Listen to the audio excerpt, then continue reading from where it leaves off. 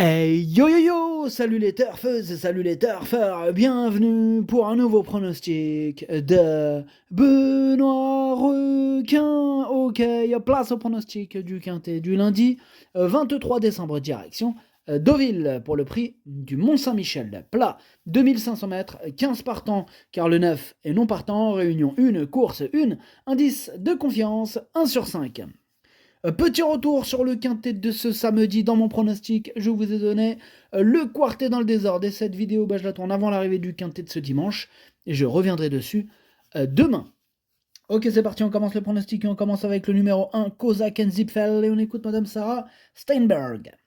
Kozak Zipfel, il a été non partant à cause d'un problème de sabot la veille de la course dernièrement. Lors de sa dernière sortie à Longchamp, le terrain était trop souple. Bon, il préfère la PSF.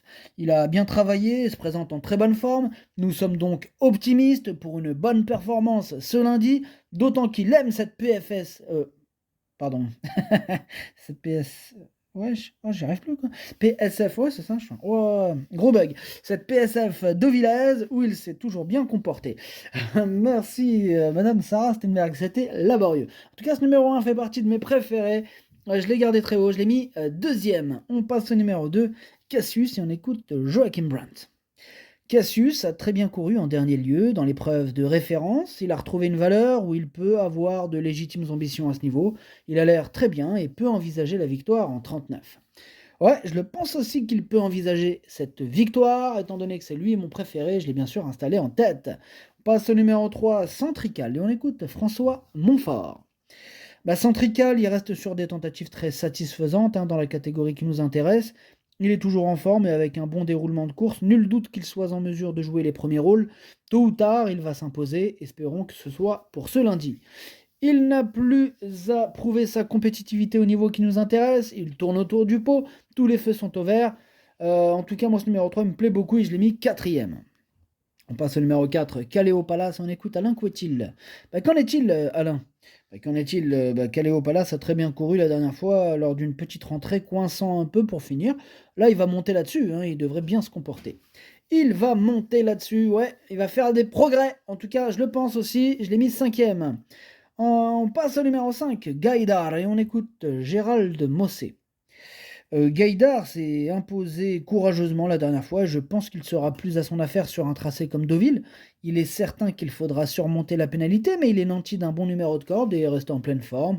Logiquement, j'en escompte une bonne performance. Ah, il est ouvert ce quintet. On commence les problèmes avec ce numéro 5. C'est mon deuxième cheval de complément 4 non partant. Attention. On passe au numéro 6, Devil in the Sky. Quand on dit problème, bien sûr, il y a qui pointe le bout de son nez. C'est Captain Ian Barbrough, c'est lui l'entraîneur de ce numéro 6. Captain Ian Barbrough est parti avec son pote Fabrice Chappet, tous les deux amusez-vous bien. Bref, c'est numéro 6. Lui, par contre, je l'ai gardé, il me plaît bien, je l'ai mis sixième. On enchaîne avec le numéro 7, Black Millard Tavel, et on écoute Eric Le Coiffier. Black Millard Tavel, il ne va pas sur le terrain lourd en obstacle. Voilà. Donc il lui fallait recourir une fois en plat avant de pouvoir se présenter dans les handicaps. Donc c'était trop court et trop relevé. Il est bien, mais il risque encore d'avoir besoin de retrouver le bon rythme en plat. Ouais, bon, ok. En tout cas, moi, je m'attarde pas sur ses chances numéro 7. Je le raye. On passe au numéro 8, Lorne, et on écoute Adrien Foissier. Alors, Lorne, il doit rester en bonne forme pour un futur engagement sur le gazon de Cagnes-sur-Mer. Bon, alors certes, elle demeure compétitive à cette valeur et dans cette catégorie, mais elle manque de référence sur la PSF. Elle fera sa course et on ne s'interdit de rien, mais avant le coup, mieux vaut la retenir pour les petites places. Et ouais, est-ce que cette PSF va lui poser problème à Lorne, ce numéro 8 en tout cas? Bon, moi je ne l'ai pas gardé, mais il m'embête. C'est celui qui me fait le plus peur, c'est lui mon gros regret. Ce numéro 8, c'est lui mon cheval de complément en cas de non partant. Attention, possible cassage en vue. On passe au numéro 9 qui est non partant, donc on enchaîne direct sur le numéro 10, Ideal King, et on écoute Vaclav Lucas. Ideal King n'a pas si mal couru, mais sans plus la dernière fois. Il est bien, mais je ne suis pas sûr qu'il soit dans la même forme que l'an dernier. C'est un vieux cheval et cela dépend de son humeur et du déroulement de la course. J'espère que cela se passera bien, mais il faut qu'il soit dans un bon jour.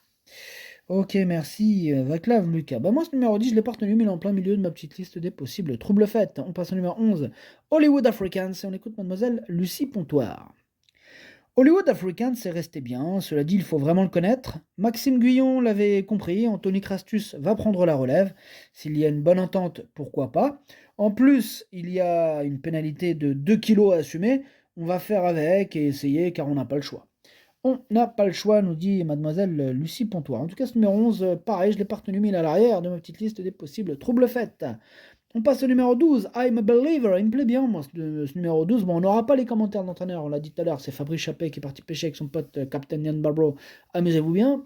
Mais comme je vous ai dit, ce numéro 12, moi, il me plaît bien, j'y crois, je l'ai gardé en toute fin de combinaison. On passe au numéro 13, Storm City. On écoute Stéphane Wattel. Storm City l'a gagné assez facilement, dernier lieu à réclamer. Il a pris une lourde surcharge due à cette victoire. On tente au niveau handicap, il est en forme et la distance plus longue cette fois-ci ne devrait pas le déranger. Ok, bien noté Stéphane Wattel. Basse numéro 13, lui je ne l'ai pas retenu, tout simplement. On passe au numéro 14, Love Songeur Island, et on écoute Mathieu Brasme. Love Songeur Island ne s'est pas mal comporté dernièrement. Bon, elle avait besoin de retrouver le rythme des quintés, sa sortie est bonne.